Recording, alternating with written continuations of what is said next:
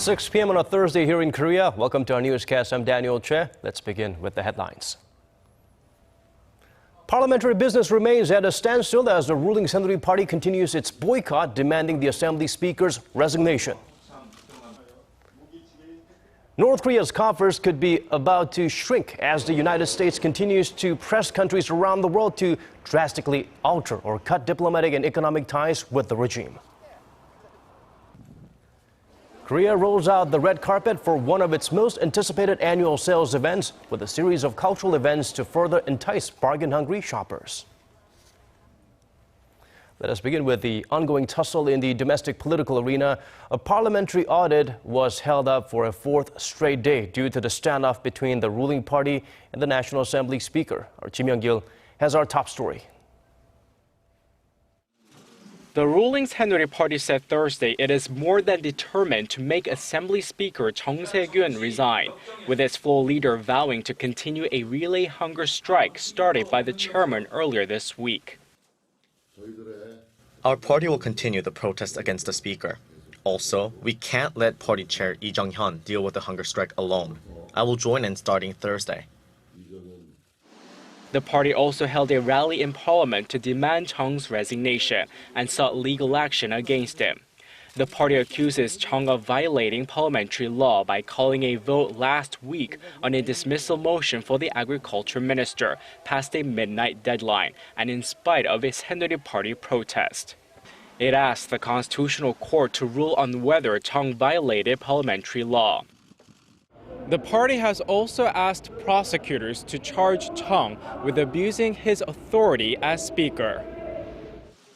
Although the party is in the midst of a boycott, ruling party lawmaker Kim Young-woo, who heads the Defense Committee, chaired the audit session, saying that there is no ruling or opposition party when it comes to national defense. The other Saenuri Party lawmakers on the committee declined to participate in the audit session. Meanwhile, the main opposition Minju Party of Korea called for an end to the boycott. We urge the ruling party to rejoin the parliamentary audit as soon as possible. The Minju Party will wait, but we cannot wait forever.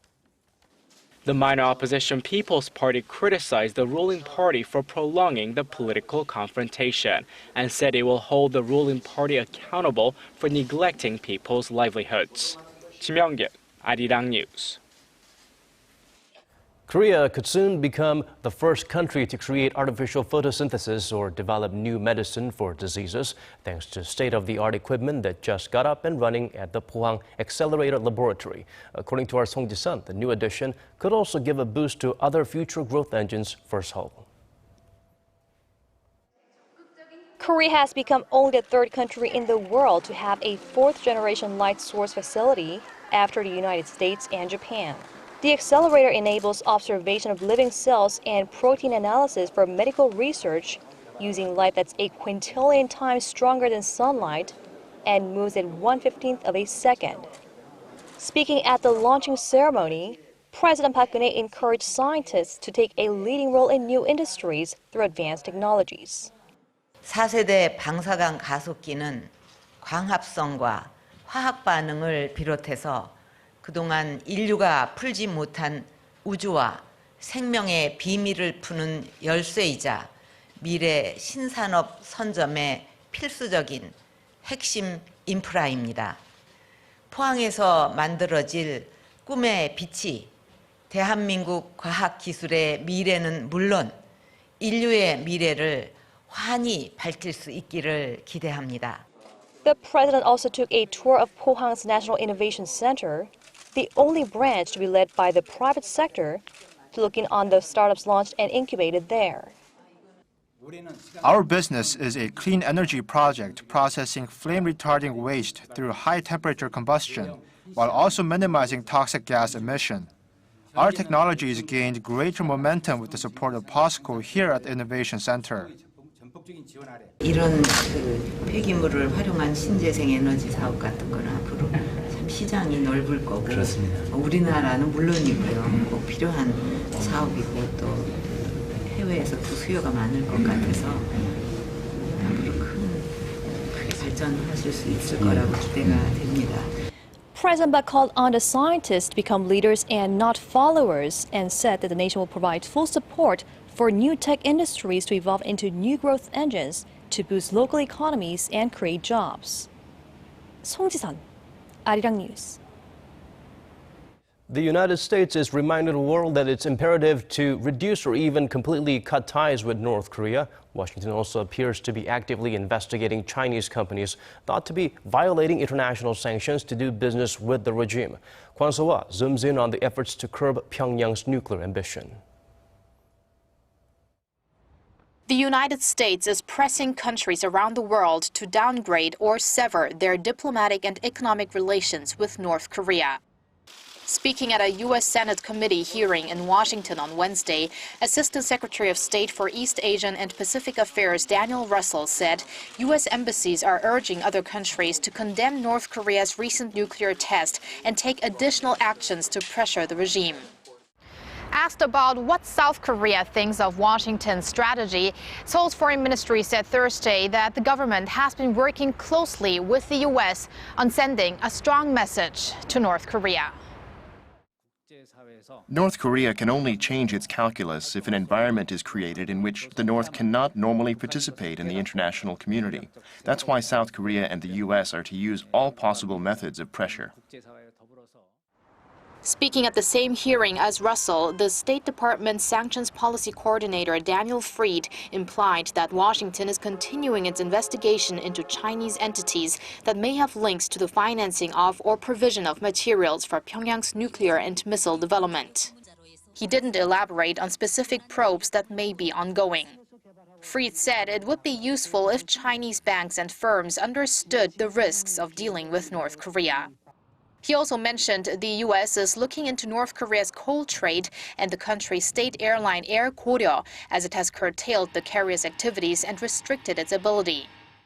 Earlier this week, Washington put Dandong Hongxiang Industrial Development Company and 4 of its officials on a blacklist for acting against sanctions on North Korea, as it allegedly assisted North Korea's weapons program.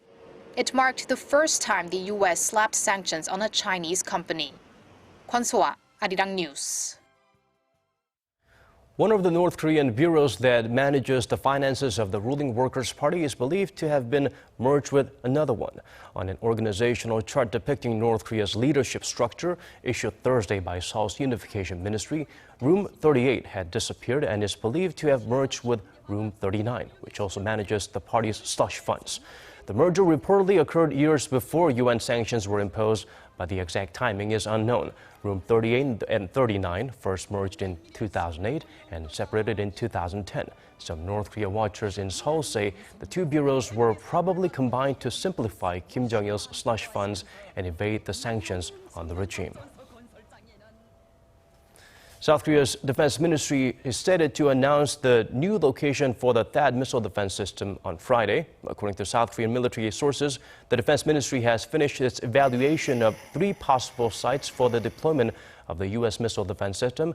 All that's left is for Seoul and Washington's governments to approve it. Most experts say THAAD will most likely be deployed at the Lotte Sky Hill Country Club in Seongju, Gyeongsangbuk-do Province, as it's the most suitable of the 3 candidate sites. The controversial system is expected to be deployed by the end of next year to better protect the South Korean soil from Pyongyang's missile and nuclear threats. A North Korean soldier defected to the south earlier this morning by crossing the land border between the 2 Koreas. Currently, that military serviceman is in custody and undergoing questioning. Kim Hyun-bin tells us more.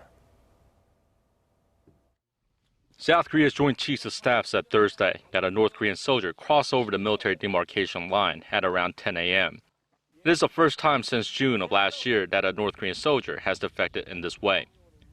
The military said that a South Korean soldier on guard at a general outpost first spotted the soldier at 10:03 a.m. At 10:12 a.m., the soldier was escorted by South Korean troops to base. The soldier was unarmed and there were no clashes in the process. The military is currently questioning him about his reasons for defecting. The South Korean military says that there are no unusual movements north of the border so far. However, South Korean military bases on the border have strengthened their security and surveillance activities. Since 2010, 60 North Korean civilians and military personnel have crossed the border either by land or by sea, using the military demarcation line or the maritime northern limit line. Kim Hyun-bin, Arirang News. Moving on to other stories now, Korea's biggest sales festival kicks off today. In addition to department stores and major retail outlets nationwide, some 200 makers of home appliances and even automakers are offering consumers hefty discounts. The Korea Sale Festa is also making use of cultural events to boost the shopping spirits of tourists from home and abroad. The Culture Ministry says 55 cultural events, large and small, ranging from fashion shows, parades to plays, are being prepared across the country. 17 traditional markets, including Seoul's famous Namdaemun Market, will also hold cultural events alongside their big sales. These will include international food festivals and cooking contests. On Friday, a K-pop concert will be held in Samsung-dong in southern Seoul, marking the start of the cultural festivities. The Korea Sale Festa will run through the end of next month. Korea's consumer sentiment this month dipped slightly from last month, returning to a downward trend. The latest figures by the country's central bank show domestic and international economic variables have some people worried. Our Shin Se-min looks into the numbers. Korea's consumer sentiment slowed a bit in the month of September, logging the first drop in 3 months. The Bank of Korea said Thursday that this month's index came in at 101.7, down 1/10 of a point from a month earlier. The figure had fallen to the 98-point range in the last month of the second quarter before climbing to reach 101.8 in August, an 8-month high. A reading above the 100-point mark indicates that optimism outweighs pessimism. Within the composite index, figures that gauge sentiment towards current and future economic conditions respectively dropped 2 points on month. Sentiment towards employment also fell 3 points from a month earlier. This overall downward trend comes on the back of looming concerns over the government-led corporate restructuring drive of Korea's ailing shipping and shipbuilding firms, with uncertainties from the U.S. Federal Reserve also weighing in.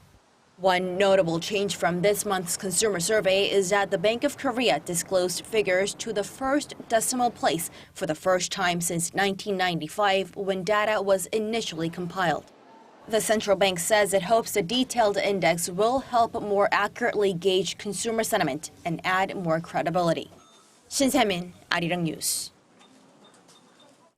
A local court has rejected the prosecution's request for an arrest warrant for the embattled chief of Lotte Group. The Seoul Central District Court on Thursday said it does not believe it is necessary to detain the 61-year-old chairman, Shin Dong-bin. Prosecutors accuse Shin of embezzlement and breach of trust. They say Shin orchestrated a series of shady deals and gave multi-million-dollar stipends to extended family members listed as nominal board members. Prosecutors have expressed their disappointment, saying the court based its ruling on the suspect's excuses and said such rulings could make investigations into business groups even more difficult in the future. The prosecution is considering whether to seek another arrest warrant or ask that Shin be arrested without detention. OPEC has agreed to slash output for the first time in 8 years after 2 days of round-the-clock talks in Algeria. Oil prices got a hefty bump on news of the surprise breakthrough. Park Jong-hong reports.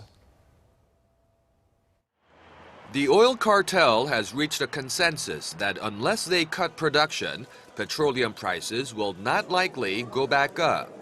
Two sources within OPEC were cited by the media as saying that the oil-producing nations are estimated to collectively reduce their output to 32.5 million barrels a day from the current 33.24 million. But the exact reduction amount won't be announced until at least November 30th, when OPEC meets again in Vienna, and after a committee is formed to study how to carry out the cuts. Oil prices surged upon news of OPEC's decision. Brent crude spiked almost 6%, nearing $49 a barrel. U.S. West Texas Intermediate jumped 5.4% to slightly over $47, its highest point in 3 weeks. The meeting in Algiers didn't include Russia, which is the world's largest producer of crude oil. Although it isn't a member of OPEC, sources say Moscow has been involved in talks about jointly reducing production. The 14-nation cartel controls over a third of the world's crude output, and slumping oil prices have been a massive toll on their economies. Park Jong-hong, Arirang News. The Korean government has released a set of guidelines that will be vital for the expansion of autonomous cars in Korea. This comes after it designated the sector as a key growth engine earlier this year. For details, let's turn to our Kim Ji-yeon. Korea is gearing up to expand its autonomous vehicle industry.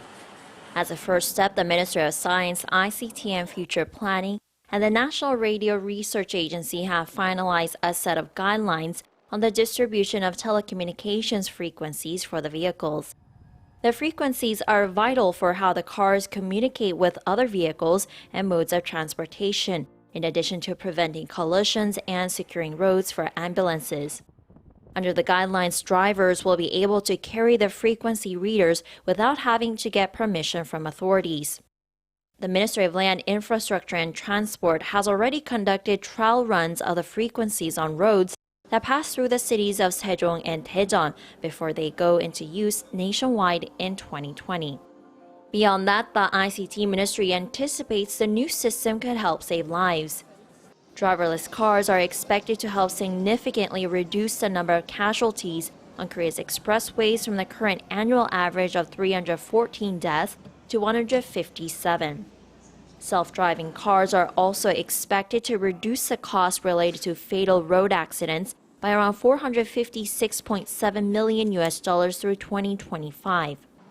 All of these initiatives are being rolled out to facilitate the government's plan to promote the commercialization of autonomous vehicles by 2020, which is being undertaken with an investment of $365 million. The ICT Ministry says it will unveil additional guidelines for the distribution of frequencies to be used by drones and the Internet of Things sector next month. Kim Ji-yeon, Arirang News. That's all from me at this hour. Thank you for watching. Do stay with us for more stories focusing on domestic issues next.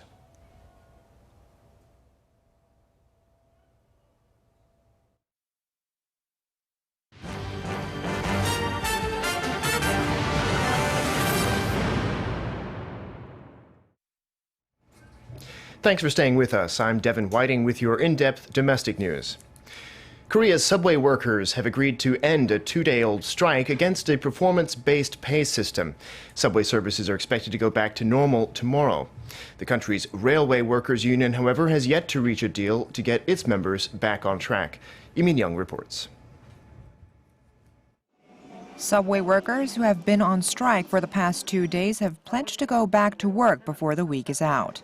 The Seoul city government said Thursday that the members of the subway labor union and management had reached agreement earlier in the afternoon. Both agreed to hold further discussions on the adoption of a performance-based wage system, the issue that sparked the walkout. For now, they have agreed not to fire employees with poor job performance records and to work on improving the treatment of workers. Subway services will resume normal operations on Friday, 3 days after the strike started Tuesday.